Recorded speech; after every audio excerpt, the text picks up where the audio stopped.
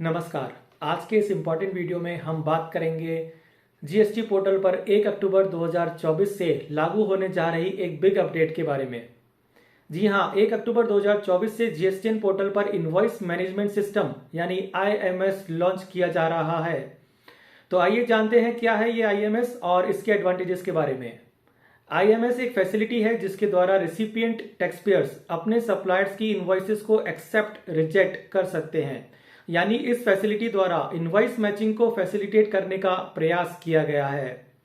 जैसा कि मैंने बताया कि ये फैसिलिटी पोर्टल पर 1 अक्टूबर 2024 से अवेलेबल कराई जाएगी।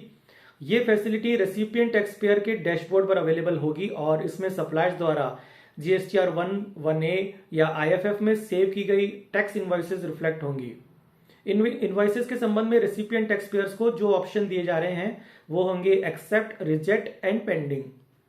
इन तीनों में से कोई भी ऑप्शन रेसिपिएंट टैक्सपेयर द्वारा सेलेक्ट किया जा सकता है। रेसिपिएंट टैक्सपेयर को ये ऑप्शन 14 तारीख की कट ऑफ डेट से पहले लेने होंगे। हालांकि टैक्सपेयर के लिए ये एडिशनल कंप्लायंस बर्डन नहीं होगा, यानी टैक्सपेयर में opt not to take any action. No action taken के केस में आईएमएस में reflected invoices deem to be accepted मानी जाएंगी और ये सभी इनवॉइसेस रेसिपिएंट के जीएसटीआर 2B में ऑटो पॉपुलेट हो जाएंगी।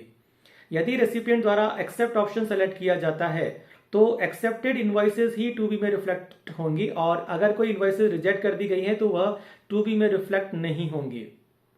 इस फैसिलिटी के द्वारा टैक्सपेयर सेक्शन 17(5) में ब्लॉक क्रेडिट की ऐसी किसी इनवॉइस जैसे मोटर व्हीकल कंस्ट्रक्शन आदि की इनवॉइसेस को रिजेक्ट कर सकता है, जिससे 2B में ऐसी इनवॉइसेस ऑटो पॉपुलेट नहीं होंगी और ऑटो पॉपुलेटेड 2B के बेसिस पर 3B में इनएलिजिबल आईटीसी को क्लेम करने की मिस्टेक्स को कम किया जा सकेगा।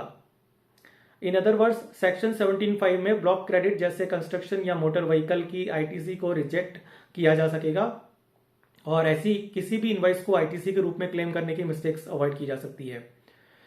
पेंडिंग ऑप्शन सेलेक्ट करने पर ये इनवॉइसेस आईएमएस डैशबोर्ड पर अवेलेबल रहेंगी और उस पर्टिकुलर मंथ की 2B जनरेट करने के लिए ऐसी इनवॉइसेस को कंसिडर नहीं किया जाएगा जब तक कि ऐसी इनवॉइसेस के संबंध में टैक्सपेयर ने कोई एक्शन नहीं लिया हो। यहां एक इंपॉर्टेंट बात यह है कि रेसिपिएंट टैक्सपेयर को आईएमएस के जरिए इनवॉइसेस पर एक्शन लेने के ऑप्शन उसके द्वारा कॉरेस्पॉन्डिंग मंथ की 3B फाइल करने तक ही अवेलेबल रहेगा। साथ ही यह भी ध्यान में रखना होगा कि आईएमएस डैशबोर्ड पर जो इनवॉइसेस रिफ्लेक्ट होंगी उनके बारे में आपको कॉरेस्पॉन्डिंग मंथ की 14 तक ही एक्शन लेना है। अगर 14 के बाद कोई एक्शन लिया जाता है तो टैक्सपेयर को अपनी 2B रिकम्प्यूट करनी होगी। अगर रेसिपिएंट टैक्सपेयर क्यूआरएमपी स्कीम में है यानी क्वार्टरली बेसिस पर रिटर्न फाइल करता है तो उस केस में मंथ 1 और 2 के लिए 2B जनरेट नहीं होगी, यानी 2B केवल क्वार्टरली बेसिस पर ही जनरेट होगी। अभी तक क्यूआरएमपी टैक्सपेयर के लिए भी पोर्टल पर 2B मंथली या क्वार्टरली बेसिस पर देखने का ऑप्शन अवेलेबल है।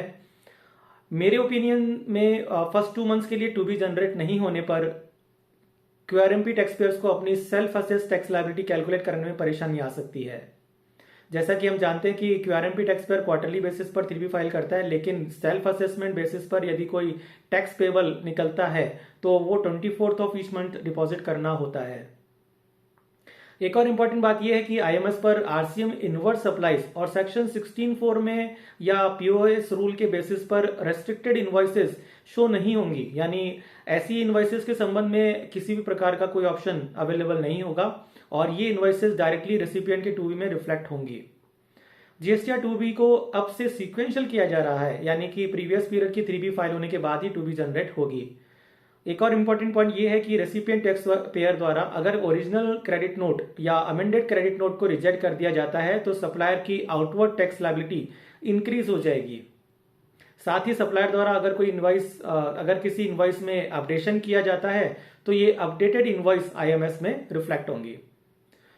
तो ये थी प्रपोज्ड आईएमएस के बारे में महत्वपूर्ण जानकारी।